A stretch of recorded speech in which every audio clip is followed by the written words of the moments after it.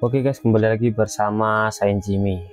Seperti biasa, hari ini kita akan menceritakan kisah horor kelanjutan dari cerita yang kemarin, itu yang menceritakan Dimas berusaha mati-matian sembunyi dari warga Srigati. Tapi tak disangka saat bersembunyi ternyata ada seseorang dari desa Srigati yang telah mengintai mereka. Dan ternyata itu adalah Sarmin, sahabat kecil Dimas dan juga seorang tangan kanan dari seseorang yang paling ditakuti di dusun Srigati.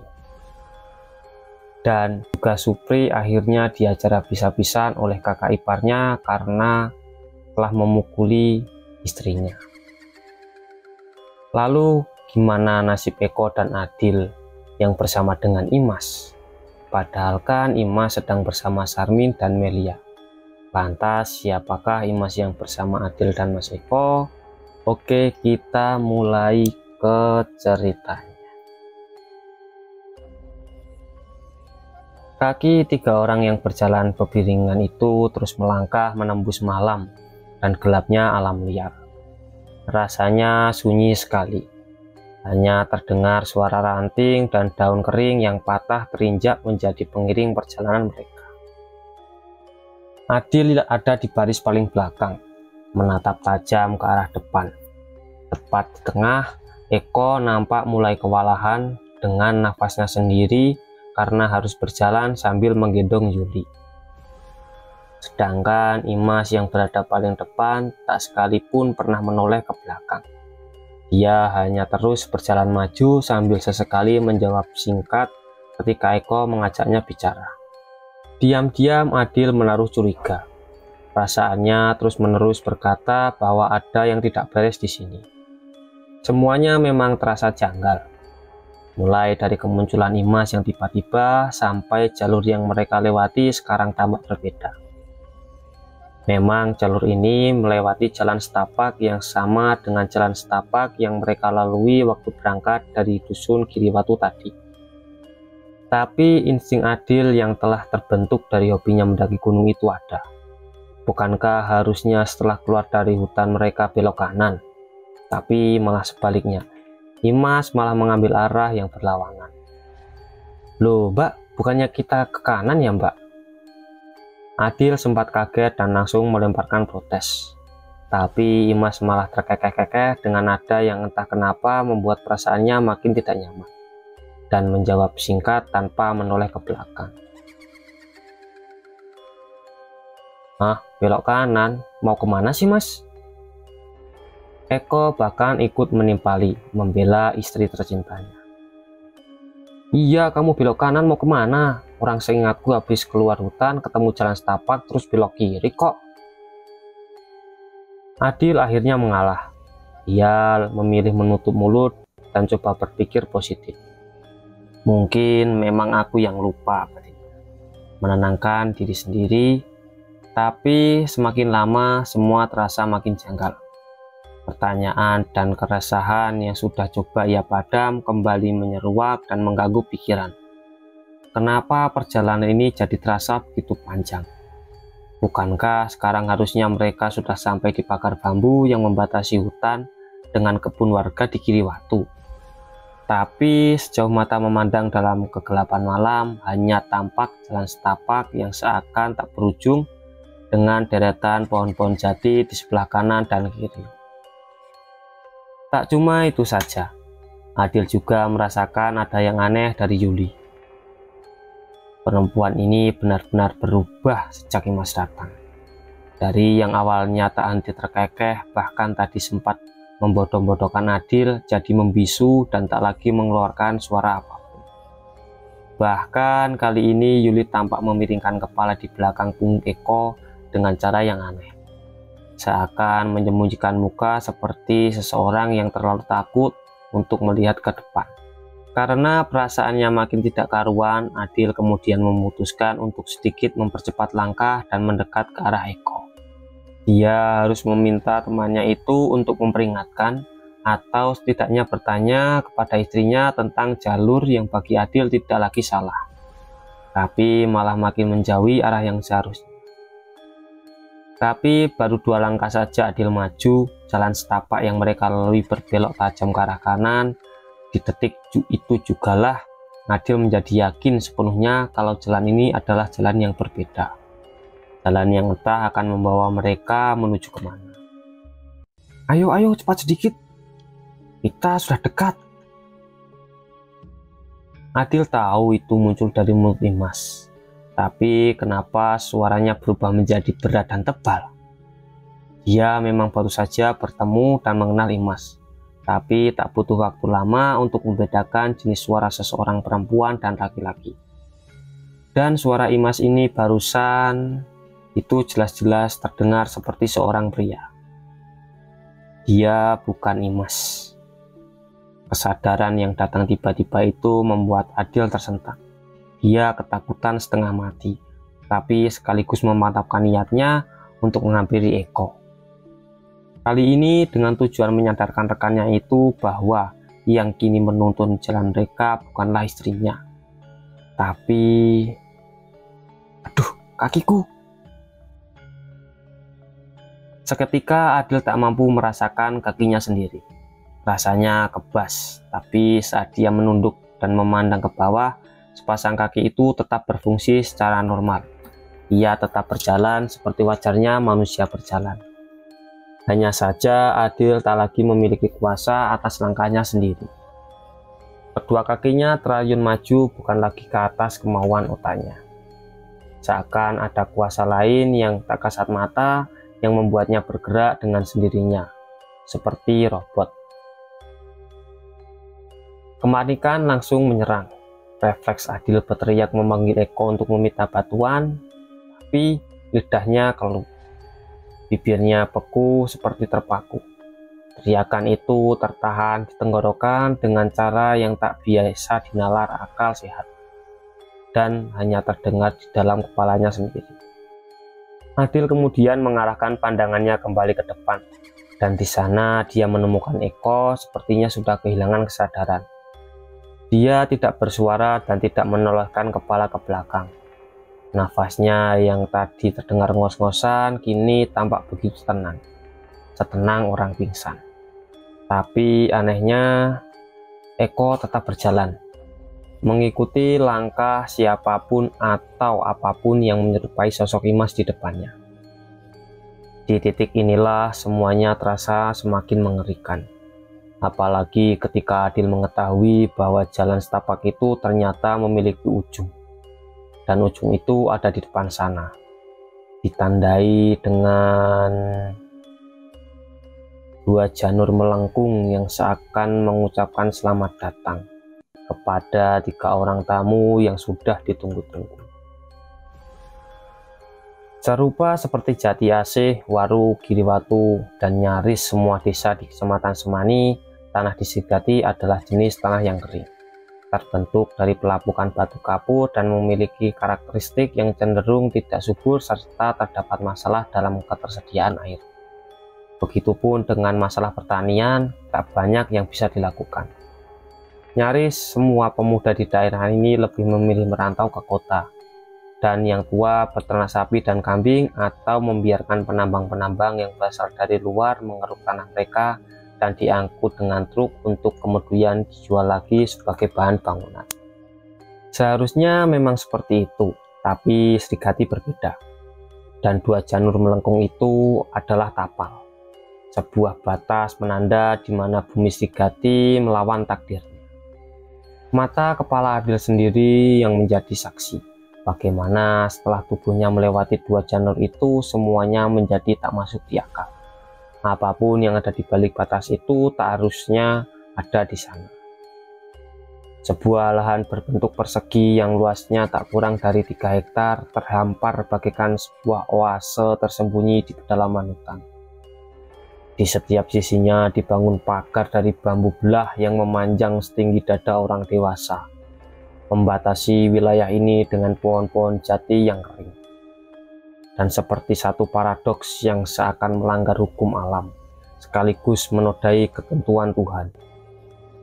Berpetak-petak sawah berjajar di sana.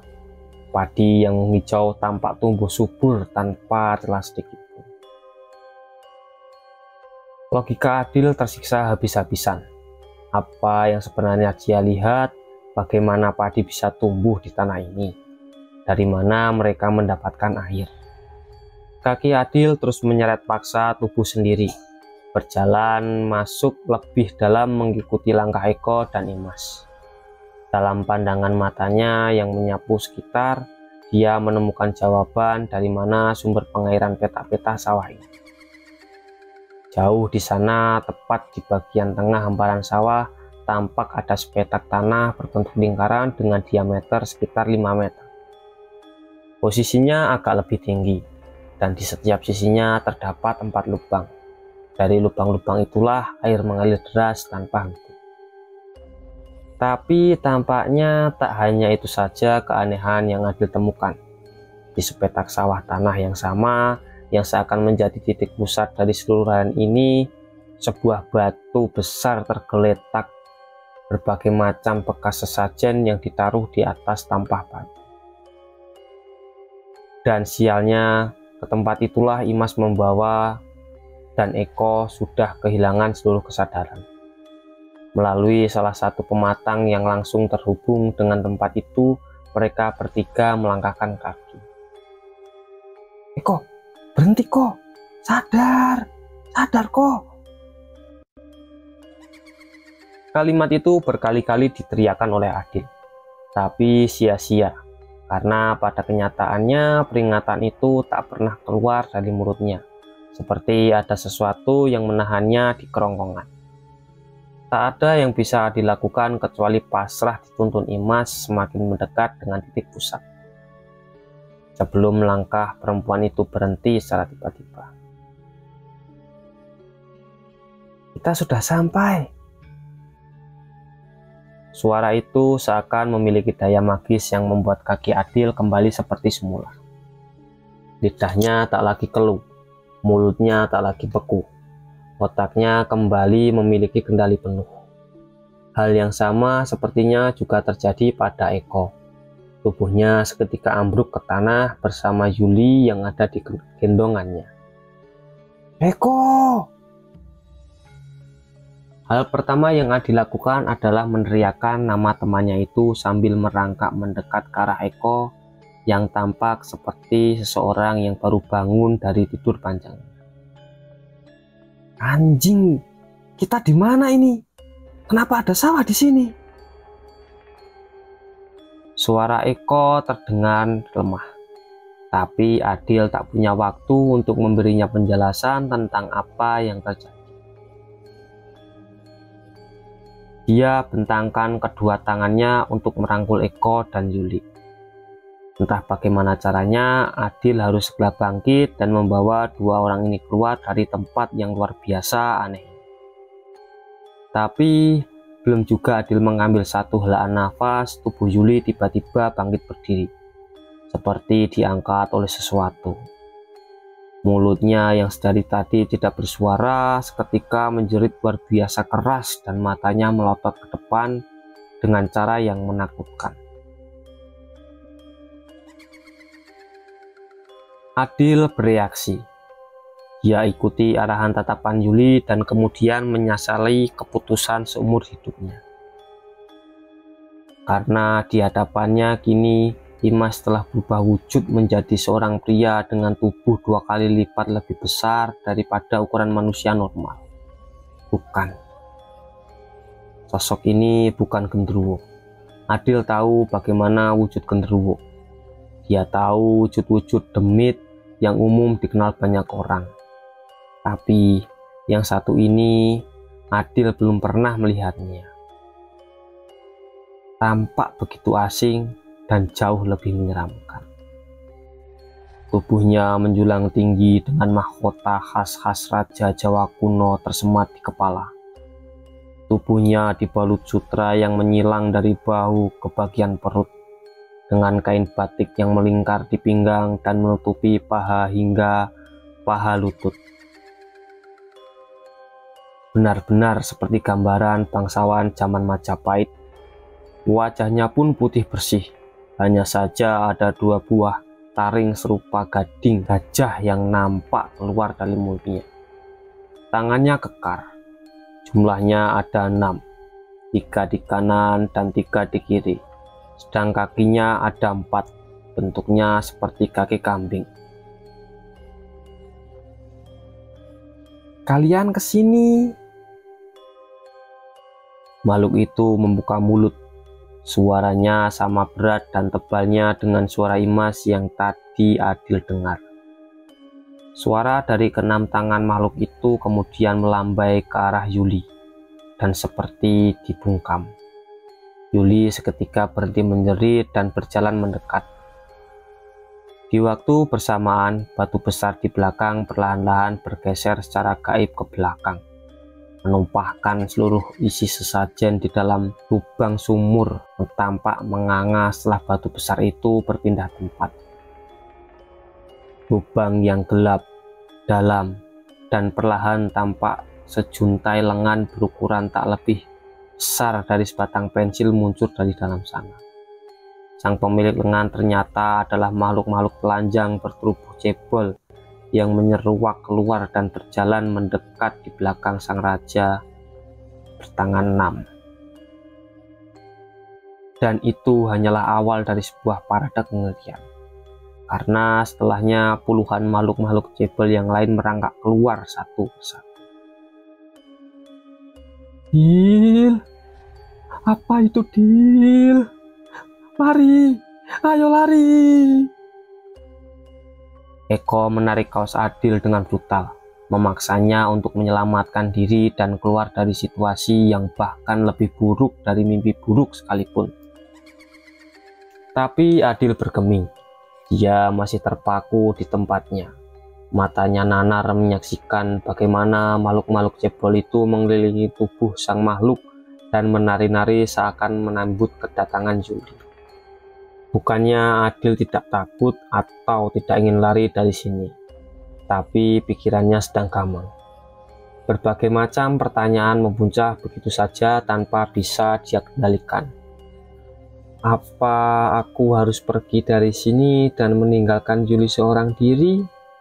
Atau apakah aku harus bertahan melawan entah makhluk apa yang ada di hadapannya ini dan membawa Yuli pergi? Tapi apa ada artinya juga jika aku memilih salah satu? Aku bisa saja mati malam ini. Tapi sebelum mati, setidaknya aku harus memutuskan sesuatu. Pertanyaan-pertanyaan itu terus berputar di kepala Adil. Di belakang, Eko terus berteriak dan memaksa pergi dari sini. Sedang di depan, Yuli kian dekat dengan makhluk bertangan 6 dan sosok yang cebol itu menari-nari makin menjadi-jadi. Adil terjebak di tengah sebuah dilema. Dia terpojok di antara dua pilihan, nyawa atau idealisme. Sebenarnya Adil pernah berada di posisi itu sebelumnya, dan dia memilih idealisme di atas keselamatannya sendiri. Ketika dia memutuskan untuk nekat melawan preman-preman yang menghadangnya demi mengantarkan sebuah tandon air untuk warga sebuah desa. Sebuah kisah yang kemudian menjadi legenda di LSM, tempat Eko dan dia bergelut, dan kemudian membentuk reputasi hingga sekarang ini. Tapi lebih mudah mengambil sebuah keputusan ketika dia tahu siapa yang dihadapi. Tapi kali ini dalam lubuk hatinya sendiri, Adil bahkan masih berharap semua ini hanya mimpi. Dia berharap seseorang menggoyang-goyangkan tubuhnya dan dia terbangun di dalam mobil atau di kamarnya. Sampai akhirnya Adil sadar bahwa semua ini adalah nyata. Ketika tiba-tiba saja sesosok bayangan melesat secepat kilat dari arah pematang sawah yang lain. Tak ada yang menyadari, tapi sosok itu dengan sigap merengkuh pinggang Yuli dan membawanya lari keluar dari sawah, melewati Adil dan Eko yang masih terkapar di tanah sambil mencoba mencerna apa yang baru saja terjadi. "Lari cepat! Kalian lari!" Suara itu milik seseorang lelaki. Keduanya mendengarnya dengan jelas dan seperti diberi komando. Adil dan Eko bangkit secara bersamaan dan menyusul jejak lelaki misterius itu. Tak ada lagi yang sudi ke belakang, walaupun dari sana terdengar auman lantang yang amarahnya seakan bisa membakar langit malam. Seperti geni. Cepat, ayo cepat. Sudah 1 jam lebih, Adil dan Eko mengekor lelaki misterius yang tiba-tiba muncul sebagai pahlawan dan membawa Yuli keluar dari area persawahan yang sama sekali tidak wajar itu. Kabur dari sesosok makhluk yang mengerikan yang telah berhasil mengelabui mereka dengan menyaru sebagai imas sepanjang perjalanan. Tapi cobaan nampaknya belum usai sampai di situ. Setelah berbagai macam parade kengerian dan kejadian-kejadian tak masuk nalar yang silih berganti tersaji di hadapan mata mereka, kini keduanya harus berlari mengikuti langkah si lelaki misterius. Tentu saja dengan setumpuk pertanyaan yang memenuhi isi kepala. Siapakah dia? Dari mana dia tahu Yuli berada? Sesakti apa ilmu yang dia miliki sampai dengan berani membawa lari Yuli dari hadapan demit yang semengerikan tadi? Dan andaikan benar dia orang sakti, maka semuanya akan menjadi tambah rumit karena Adil maupun Eko sama-sama tidak tahu ada di pihak siapa laki ini, apa dia datang untuk menolong atau malah sebaliknya. Tapi tak ada satupun dari pertanyaan itu yang terjawab, selain karena langkah lelaki ini begitu cepat dan lincah. Walau dalam kondisi menggendong Yuli, tampaknya dia tak berminat untuk menjelaskan apapun kepada Adil atau Eko. Bahkan keduanya tidak tahu apakah sebenarnya sang lelaki mempersilahkan mereka untuk mengikuti jejaknya di belakang. Dan satu-satunya hal yang bisa mereka pegang adalah teriakan lelaki ini yang menyuruh mereka untuk cepat-cepat lari dan pergi dari tempat terlana tadi. Yang terjadi berikutnya, ketiganya berlari secepat babi hutan, keluar dari area persawahan dan kembali masuk ke area hutan. Beberapa kali Adil dan Eko menemui jalur naik turun melewati pohon demi pohon yang kadang menghalangi, bahkan terhitung beberapa kali Adil harus terguling ke tanah karena kakinya menabrak akar pohon yang mencuat keluar dan lolos dari pengawasan mata. Benar-benar seperti sedang diburu waktu. 3 lelaki ini terus masuk jauh lebih dalam. Adil sampai heran dengan dirinya sendiri. Bagaimana bisa dia masih punya energi yang begitu besar setelah apa yang dilalui sepanjang malam ini. Proses evakuasi yang awalnya dia pikir akan berjalan lancar setelah berhasil merangsek masuk ke kandang kambing itu dan membebaskan Yuli dari pasungan, ternyata menjadi sedemikian kacau dan berantakan. Mereka terpisah dari Melia dan Imas yang sekarang entah berada di mana dan terjebak di suatu tempat yang tak akan pernah mau mereka kunjungi lagi seumur hidup. Berhadapan dengan entitas dari alam lain yang nyaris membuat Adil menyerah dan meninggalkan Yuli di sana. Seketika Adil merasa terhina. Walau hanya sedetik saja, niat itu sempat muncul di sanubarinya. Tapi itu membuat perut Adil mual karena rasa bersalah. Aku tadi sempat menyerah. Aku tadi sempat berniat mengabaikan Yuli. Rintihnya dalam hati. Hingga seberkas harapan yang tidak diduga-duga kembali muncul. Seberkas harapan yang dibawa lelaki tak dikenal yang ada di hadapan mereka sekarang. Lelaki berjaket hitam yang berlari dengan begitu kencang dan penuh keyakinan, tampak sekali bahwa dia benar-benar menguasai medan. Dia tahu hutan ini, dan yang jelas dia tahu persawahan misterius itu. Sampai tiba-tiba si lelaki menghentikan langkahnya secara mendadak. Eko yang tepatnya di belakang bahkan nyaris sampai menabraknya. Begitupun dengan Adil yang sama sekali tidak mengira dia akan berhenti semendadak itu. Ini kesempatan. Batin Adil melihat situasi. Apalagi lelaki itu kini tampak berlutut meletakkan satu lututnya di atas tanah. Tanpa buang waktu, dia langsung maju mendekat ke arah lelaki itu untuk memuntahkan segala pertanyaan yang menuntut sebuah penjelasan. Tapi belum juga mulut terbuka, lelaki itu terlebih dahulu mengarahkan telapak tangannya kepada Adil dengan wajah memerah dan deru nafas yang berantakan. "Mas, bisa gantian gendong Juli nggak? Saya capek, Mas." Itulah kalimat pertama yang keluar dari mulut si lelaki. Sebuah kalimat yang sekaligus membuat posisi laki ini menjadi terang benderang. Senyum Adil membuncah. Dia merasa lega si lelaki ada di pihak mereka. Eko yang tentu saja juga tak kalah penasaran ikut mendekat dan nyalang menatap si lelaki. Sek Mas, jelasin dulu sampean itu siapa dan tempat tadi itu apa, Mas? Mosok di daerah ini bisa ada sawah tumbuh besar dan susubur itu. Adil tak mau kalah. Iya, Mas, dari mana sampean? Tahu kita ini di sana. Dan tadi itu makhluk apa? Kok tangannya ada 6 dan kakinya ada 4? Tapi sepertinya si lelaki butuh waktu untuk menjawab gempuran pertanyaan itu. Dia mengatur nafasnya terlebih dahulu sebelum balik menatap Adil dan Eko bergantian. Namaku Sarmin, Mas. Yang kalian lihat tadi namanya Sawah Pendem. Memang di sana tempatnya sangat wingit dan disakralkan oleh orang Srigati, Mas. Tidak sembarang orang loh boleh masuk ke dalam sana kecuali yang diberi perintah oleh Pak Gunardi. Tapi jujur, Mas, aku ndak lihat demit tangan 6 yang kalian bilang.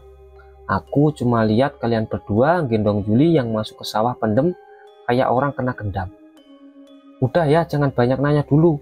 Tolong ini gantian Juli, Mas. Digendong. Terus ayo kita jalan lagi. Imas dan Melia udah nunggu kalian di depan sana.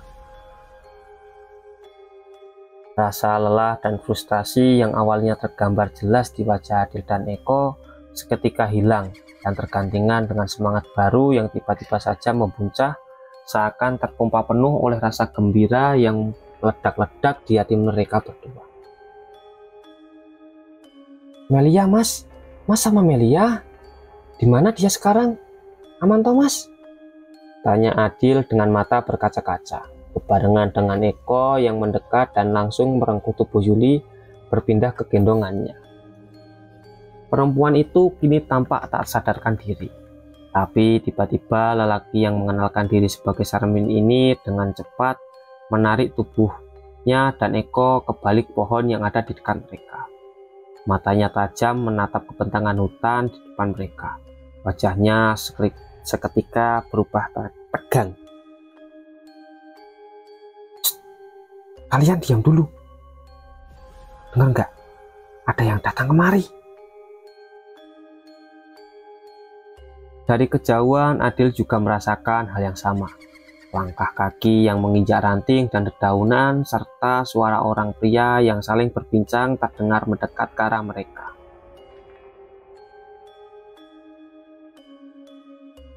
Setelah puas mencacah tubuh adik iparnya, Supri, Waskito, dan teman-teman premannya malam ini cukup mabuk berat akibat pengaruh minuman arak. Tak lupa dengan janjinya untuk membalas budi kepada Pak Gunardi yang telah mengizinkan menyelesaikan urusan mereka di dusun ini. Dengan parang yang masih merah oleh darah, kelimanya langsung bersiap-siap masuk ke dalam hutan dan mencari siapapun yang diburu oleh orang Srigati. Mas yakin mau masuk ke hutan? Ini Srigati loh, Mas. Kamu sendiri tahu kan tempat macam apa di dusun ini? Salah satu temannya mulai ragu ketika mereka sudah berdiri tepat di mulut hutan. Waskito menoleh ke belakang. Dia pandang mata temannya itu dalam-dalam. Apa kue wedi? Waskito sendiri bukannya tidak tahu reputasi Srigati dan hutan jati yang mengelilinginya. Tapi dia sudah terlanjur mabuk berat dan sensasi dari mabuk itu otomatis menaikkan nyali dan adrenalinnya. Ya bukan begitu Thomas, aku tadi minum nggak begitu banyak, jadi nggak begitu mabuk. Mendengar alasan konyol itu, Waskito tertawa dengan terbahak-bahak. Dia mendorong kening si pengecut ini dengan gagang goloknya. Ih, cemen lu, sama setan kok takut. Sini, kalau ketemu bakal aku potong dia jadi dua.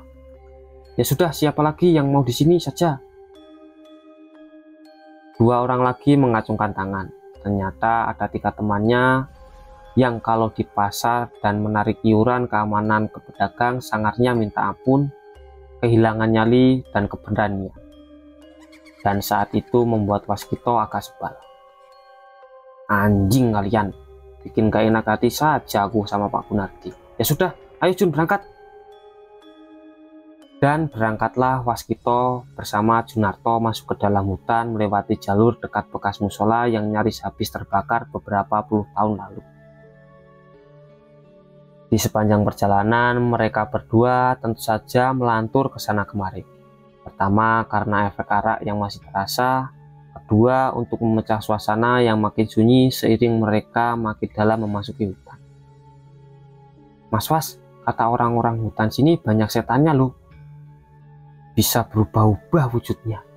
Ada yang bilang wujud lelaki tangannya 6, ada yang cerita kalau wujudnya kambing tapi berdiri kayak manusia, terus ada yang... Waskito mulai muak dengan omongan Junarto. Dia menghentikan langkah dan mengangkat goloknya, seakan mau membacok temannya itu. Banyak bacot. Bisa diem gak sih? Mending cepet kita cari malingnya terus pulang. Ayo. Aku juga nggak mau lama-lama di sini. Sana kamu jalan di depan.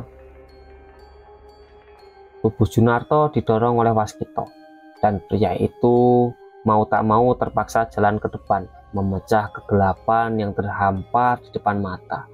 Tapi sepertinya Junarto belum mau berhenti bicara. Tapi bener loh mas, kapan aku kecil dulu dusun ini selalu ada acara. Katanya sih cuma upacara bersih desa biasa, tapi bersih desa kok 3 tahun sekali.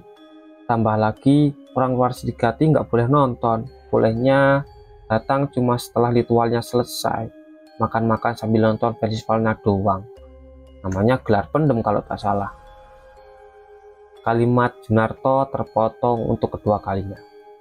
Tapi kali ini bukan karena Waskito, tapi karena sebuah suara mencurigakan di depan mereka, seperti suara manusia yang samar-samar tersapu angin. Tapi Waskito dan Junarto sama-sama ragu apa itu suara manusia atau bukan. Mas, lu denger nggak? Itu suara apa sih? Suara manusia atau bukan ya? Junarto mundur beberapa langkah. Tangannya yang menggenggam erat golok itu mulai gemetaran. Tapi Waskito tidak merasa takut. Dia malah maju dan berteriak sambil mengacungkan goloknya ke arah sumber suara di depan sana. Ah, aku nggak peduli kamu setan apa manusia. Keluar sekarang atau aku biacok kepalamu. Waskito sudah bersiap dengan kemungkinan terburuk. Andai yang keluar di balik pohon itu adalah demit bertangan 6 atau kambing yang bisa berdiri seperti manusia, seperti tadi yang diceritakan Junarto. Tapi di luar dugaan, ada seseorang lelaki yang memakai jaket hitam menyeruak dari dalam kegelapan. Waskito butuh beberapa saat untuk mengenali sosok dalam kegelapan hutan. Aku Sarmin. Kamu siapa? Waskito kenal siapa Sarmin. Mereka sempat punya masalah beberapa tahun ke belakang. Walau masalah tersebut sudah dianggap selesai, tapi Waskito masih menyimpan rasa benci kepada Sarmin. Hanya karena mengingat bajingan ini adalah orang dekat Pak Gunardi, membuat Waskito tak bisa menyentuhnya. Aku Waskito, ngapain kamu di sini? Sarmin mendekat ke arahnya. Ini makin jelas di mata Waskito orang itu benar-benar Sarmin. Tapi yang tidak diduga si preman pasar ini, Sarmin langsung melangkul pundaknya untuk mengajaknya berjalan kembali ke arah berlawanan. Ya mencari maling toh. Kamu sendiri ngapain? Ayo balik aja. Kamu itu mabuk. Waskito tersinggung. Dia tampar tangan Charmin agar lepas dari pundaknya. Asu lagi. Bukan karena kamu anak buahnya Pak Gunardi terus kamu bisa seenaknya sama aku. Dia berharap Charmin takut dan sedikit menghormatinya. Tapi alih-alih menundukkan pandangan, Charmin malah makin mendekat ke arah Waskito hingga dada mereka nyaris bersentuhan. Jelas ini adalah sebuah bentuk tantangan, seakan tak akan menyerah untuk memanaskan suasana. Waskito menggunakan cara yang pasti akan berhasil membuat Charmin sedikit memberinya rasa hormat, mengungkit-ungkit masalah mereka di masa lalu. Waskito kemudian mendekatkan bibirnya di telinga Charmin, membisikkan sesuatu. Kamu ingat gak 2 tahun kemarin? Kalau bukan karena Pak Gunardi, bapakmu sudah aku seret keluar dari pasar karena tak bisa bayar utang. Ingat gak kamu? Waskito senang usahanya berhasil. Wajah Charmin memerah seketika. Bibirnya bergetar menahan amarah. Hatinya pasti terbakar habis oleh ucapannya barusan. Bahkan dia mengira Charmin akan mendorongnya dan menantangnya berkelahi, menyelesaikan masalah antara keduanya yang belum selesai. Tapi teriakan Junarto membiarkan semuanya. Mas, itu ada 2 orang yang lari. Fokus Waskito teralih. Dia memandang ke titik yang sama dengan titik di mana tadi dia melihat Charmin keluar dari kegelapan malam. Bayangan 2 orang.